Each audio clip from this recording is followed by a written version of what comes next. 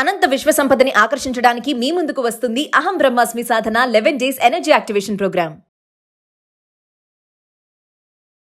నమస్తే రమగారు. నమస్తే జయ. రమగారు, శ్రావణ మాసంలోకి వచ్చేస్తున్నాము. శ్రావణ మాసం అనగానే ప్రతిరోజు కూడా పర్వదినమే కదండి. ఏ రోజుకు ఆ రోజుకు ఒక విశిష్టత. శ్రావణ శుక్రవారం అని, శ్రావణ మంగళవారాలు, శ్రావణ శనివారాలు, ఇవి కాకుండా ఇంకా కొన్ని విశిష్టమైన రోజులు కూడా ఉన్నాయి, విశేషమైన రోజులు కూడా. ఒక్కసారి శ్రావణ మాసం గురించి మాట్లాడుకుందామండి. ఉత్తరాయణం వెళ్ళిపోయి దక్షిణాయనం మొదలవుతుంది. ఈ నెలలో దక్షిణాయనం మొదలైపోయింది. ఇంచుమించుగా ఆషాఢ మాసం సగపడి పడేసరికి సూర్యుడి సంక్రమణంతో దక్షిణాయనం వచ్చేస్తుంది. ఈ దక్షిణాయనము అనేది కొన్నిటికి పనికిరాదు.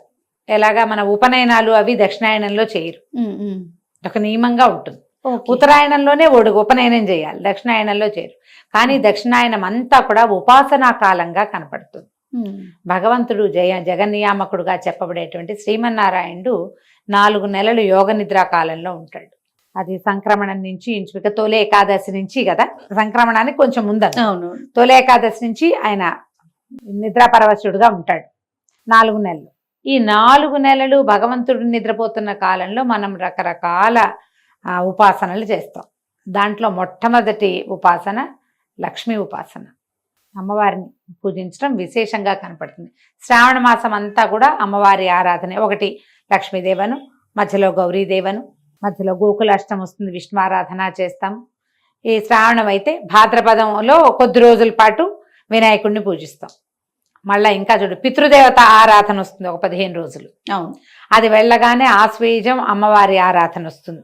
శరన్నవరాత్రులు ఓ 10 రోజులు, 15 రోజులు. దీపావళి పండుగ వస్తుంది, మనకి కార్తీకం మొదలవుతుంది.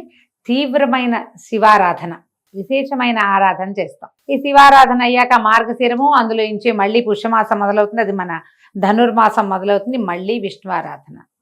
అది పూర్తయ్యేసరికి మళ్ళీ ఉత్తరాయణం వచ్చేస్తుంది. మన కాలం ఇలాగే తిరుగుతూ ఉంటుంది. అయితే విశేషమైన ఆరాధనా కాలంగా చెప్పబడే శ్రావణం అంతా కూడా మనం ఎక్కువగా లక్ష్మీ ఆరాధన చేసుకున్నా కూడా రకరకాల ఆరాధనలు అన్ని పర్వదినాలుగానే కనపడతాయి.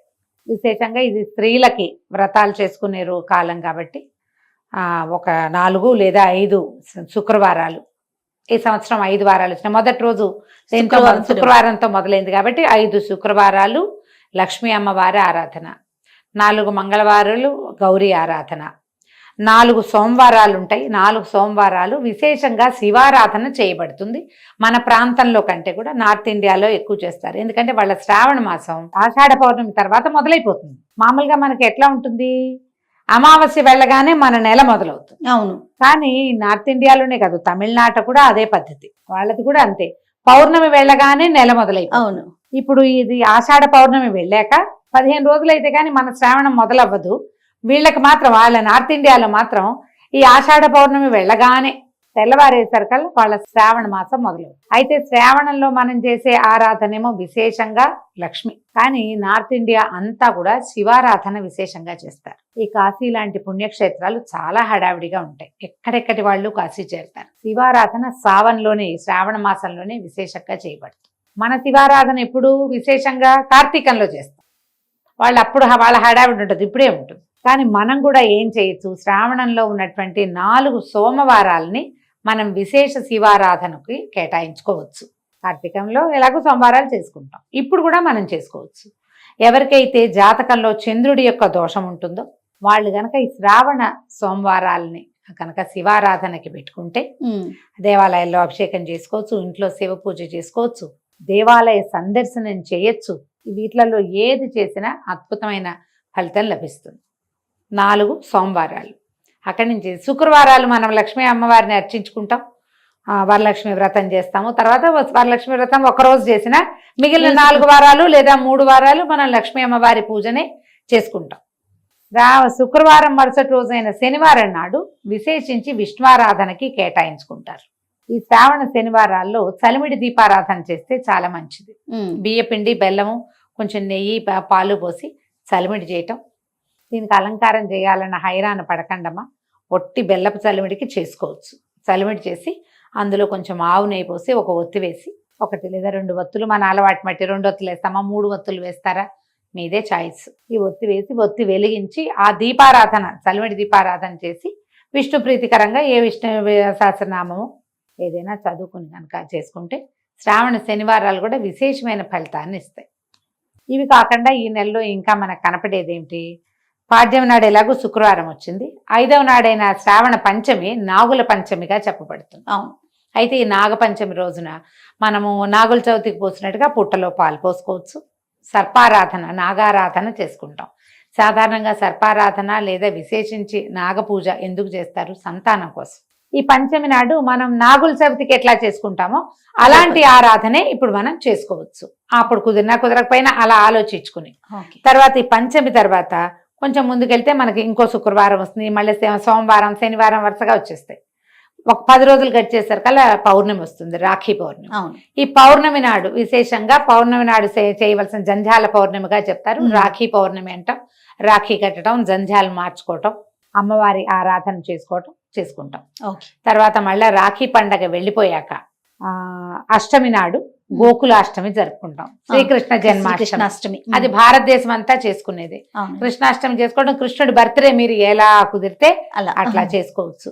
కృష్ణాష్టమి మళ్ళీ కృష్ణాష్టమి వెళ్ళిపోయేసరి మళ్ళా సోమవారం, మళ్ళా శనివారం, మళ్ళా శుక్రవారం, మంగళవారం ఎలాగూ వస్తాయి. ఇవన్నీ వచ్చిన తర్వాత చివరికి వచ్చేటువంటి పోలాల అమావాస్య కూడా విశేషించి సంతానం కోసం పూజ చేసుకునే విధానంగా మనకి కనపడుతుంది.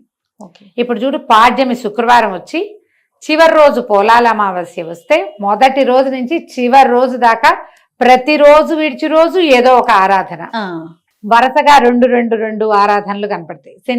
శనివారం పూజ అలా చెప్పకూడదు మనం. సోమవారం పూజ, సోమవారం శివారాధన, మంగళవారం గౌరీ ఆరాధన, బుధ లేదు గురు లేదు, మళ్ళీ శుక్రవారం లక్ష్మీ ఆరాధన, శనివారం విష్ణు ఆరాధన. ఇవి 2 విశేషం. మళ్ళీ ఆదివారం ఖాళీ, మళ్ళీ సోమవారం. ఒకవేళ ఈ ఆదివారాల్లో ఏమైనా ప్రత్యేక పర్వదినాలు వస్తే అవి కూడా చేసుకుంటాం. ఈ కాలంలో మనం చేయవలసింది ఏంటి, మనకి సాధారణంగా ప్రతి సీజన్లో వచ్చేటువంటి పండగలు పర్వదినాల్లో మనం ఏం తినాలో, ఏం చేయాలో, ఏం తింటే ఈ సీజన్కి మంచిదో దానికి తగినట్టుగానే మనకి ఏర్పరిచారు పెద్దవాళ్ళు. మన ప్రాంతంలో వర్షాకాలం శనగలు తినాలి. ఇప్పుడే కదా అందుకే శనగలు ఇస్తాము. విశేషించి శనగలే దానం. అవును అందరికీ శనగలే ఇస్తాం. మంగళవారాలు శనగలే, శుక్రవారాలు శనగలే. శనగలు మనం ఏం చెయ్యం, ఎవరింటికో వెళ్తే వాళ్ళు ఇన్ని శనగలు ఇస్తారే. ఆ శనగలు వేయించుకుని తింటాం, వండుకొని తింటాం, పచ్చివి తింటాం, ఏదో ఒకటి శనగలు తినాలి. శనగలు బలం, హెవీ ప్రోటీన్, పిల్లల్లో ఎదుగుదలకి మంచిది, ఆడవాళ్ళ ఆరోగ్యానికి మంచిది, మగవాళ్ళ ఆరోగ్యానికి మంచిది.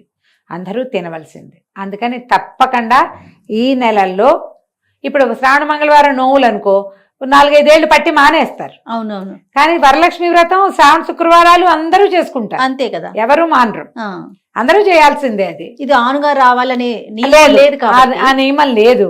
కాబట్టి ఎవరో ప్రతి వాళ్ళు చేసుకోవచ్చు. శనగలు నానబోసుకోవటం, ఇచ్చుకోవటం ఎవరో ఒకరు. అందరికీ వాయినాలు ఇచ్చి మనం తినకుండా తాంబూలం కదా వాయనం అంటాం, తాంబూలం అనొచ్చు. శ్రావణ మంగళవారం వాయనాలు అంటారు వాటిని. వాయనము అనొచ్చు, తాంబూలము అనొచ్చు.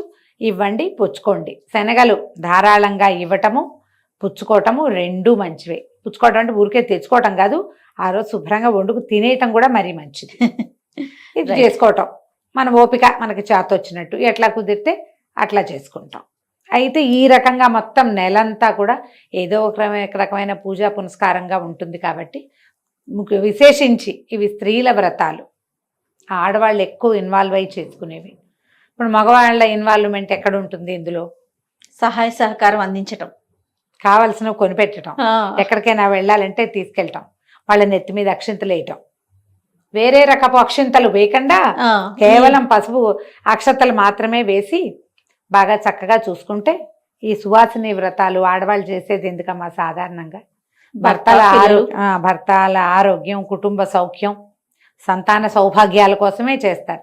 మరి వాటి కోసం వీళ్ళు ఇంత కష్టపడి వ్రతాలు చేస్తుంటే 4 కొని పెట్టాలి, 4 చోట్లకి తీసుకెళ్ళాలి, వాళ్ళని కేకలేయకూడదు, తిట్టకూడదు, మీరు పోట్లాడుకోకూడదు.